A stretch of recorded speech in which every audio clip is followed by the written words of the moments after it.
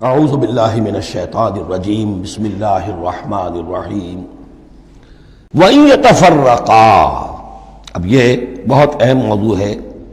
کہ ہمارے ہاں طلاق کے بارے میں جو یہ مشہور ہو گیا صحیح ہے، ان ابغض الحلال عند اللہ الطلاق، یہ حلال چیزوں میں سب سے زیادہ اللہ کو ناپسند جو ہے وہ طلاق ہے،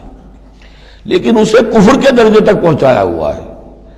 لڑائی چل رہی ہے، جھگڑا چل رہا ہے، مزاجوں میں موافقت نہیں ہے، ایک دوسرے کو کوس رہے ہیں، دن رات کا جھگڑا ہے، طلاق نہیں دینی۔ یہ احمقانہ طرز عمل ہے، بالکل احمقانہ، شریعت کی منشا کے بالکل خلاف۔ یہاں آپ دیکھیں کہ ایک طرح کی ترغیب ہے طلاق کی، ترغیب۔ وَإِن يَتَفَرَّقَا، اب اگر وہ متفرق ہو جائیں، علیحدہ ہو جائیں، سیپریشن جو آپ استعمال کرتے ہیں، سیپریٹ ہو جائیں، یغنی اللہ کلا من سعتہ،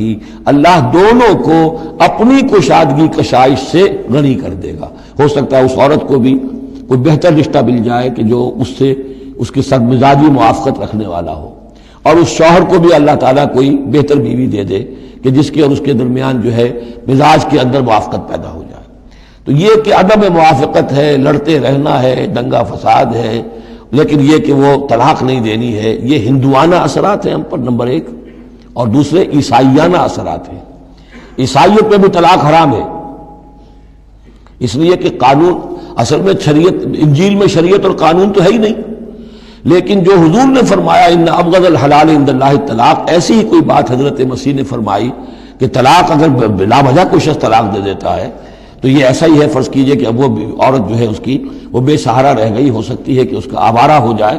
تو گویا کہ اب اس کی گناہ کا وبال اس پر ہوگا کہ جس نے اسے طلاق دی ہے، بلا سبب طلاق دے دی۔ اب وہ عورت جو ہے اگر اس کی شادی اور نہیں ہوئی تو اس کی آوارگی کا امکان موجود ہے۔ تو اس کو سمجھنا چاہیے کہ یہ اخلاقی تعلیم تھی، یہ قانونی تعلیم نہیں تھی۔ قانونی تعلیم تو وہی ہے کہ جو تورات کے اندر ہے، حضور حضرت مسیح فرما کر گئے ہیں کہ یہ نہ سمجھو کہ میں قانون کو ختم کرنے آیا ہوں، موزائک لا جو ہے حضرت موسیٰ کی شریعت وہ تم پر نافذ رہے گی، لاگو رہے گی، عائد رہے گی۔ تو قانون قانون ہے، اور اس کے ساتھ اخلاق کی تعلیم ہوتی ہے۔ اس کو انہوں نے قانون بنا دیا، نتیجہ یہ ہوا جب تک بیوی کے اوپر آپ بدکرداری کا الزام ثابت نہ کر دیں آپ طلاق نہیں دے سکتے، لہذا وہ 100 طریقے کر کے پہلے اسے بدکردار بناتے ہیں اور پھر اس کا ثبوت لیتے ہیں، تب جان چھڑاتے ہیں، ورنہ جان چھوڑ نہیں سکتی۔ تو یہ سارا کا سارا معاملہ جو ہے شریعت کے اندر، تو جو صحیح راستے رکھ دیے گئے ہیں ان کو اگر چھوڑا جائے گا تو پھر غلط راستے اختیار کرنے پڑیں گے۔ تو ایک ہندوانہ اثرات جو ہمارا پس منظر ہے، اور ایک جدید تہذیب کے جس پر عیسائیت کا غلبہ ہو گیا تھا، ان کے ہاں کے اثرات کی وجہ سے یہ طلاق کا معاملہ ہمارے ہاں تقریباً کفر بنا دیا لوگوں نے۔ وَإِن يَتَفَرَّقَا يُغْنِ اللَّهُ كُلًّا مِّن سَعَتِهِ، اگر وہ علیحدہ ہو جائیں، نہیں مزاجوں کی موافقت ہو رہی، وَكَانَ اللَّهُ وَاسِعًا حَكِيمًا، اللہ بڑی وسعت رکھنے والا ہے، بڑی سمائی رکھنے والا ہے، اس کے خزانے بڑے وسیع ہیں، حکیم ہے، حکمت والا ہے، اس کا ہر حکم جو ہے وہ حکمت پر مبنی ہے۔ صدق اللہ العظیم۔